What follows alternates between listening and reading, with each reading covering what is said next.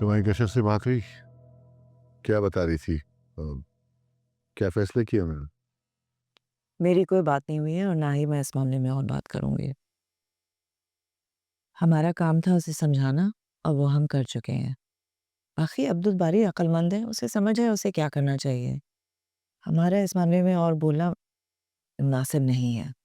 वैसे भी आप कल उससे बहुत तल्ख़ बातें कर चुके हैं। अगर वो आपको पलट के जवाब दे देता, तो क्या इज़्ज़त रह जाती हमारी? बहुत बुरी लगी थी उसको आपकी बातें। अरे अगर मेरी बात कोई बुरी लगी तो 100 दफ़ा लगे। मैंने कोई गलत बात नहीं की है। बात सही और गलत की नहीं है, मगर बात करने से पहले इंसान सूरत हाल और रिश्तों को भी मद्देनज़र रखता है।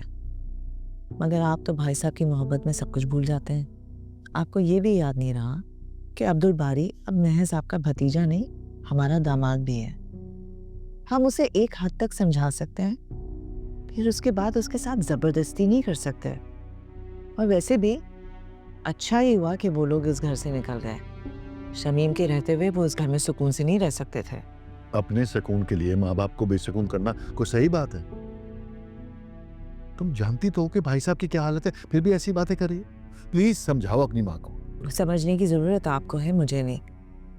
भाई साहब की जो हालत है उसके ज़िम्मेदार वो खुद हैं। ज़रूरत के वक्त अगर माँ बाप औलाद के साथ खड़े ना हो, तो औलाद इसी तरह से बेहिस हो जाती है जैसे अब्दुल बारी हो चुका है। और अगर आज भी अब्दुल बारी ये कदम ना उठाता तो भाई साहब को इस बात का एहसास नहीं होता। बाज़ औक़ात अपनी अहमियत का एहसास दिलाने के लिए इंसान को दूर हो जाना पड़ता है।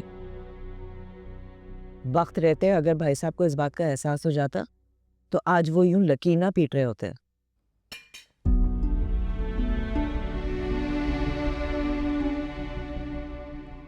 क्या हो गया तुम्हारी माँ को?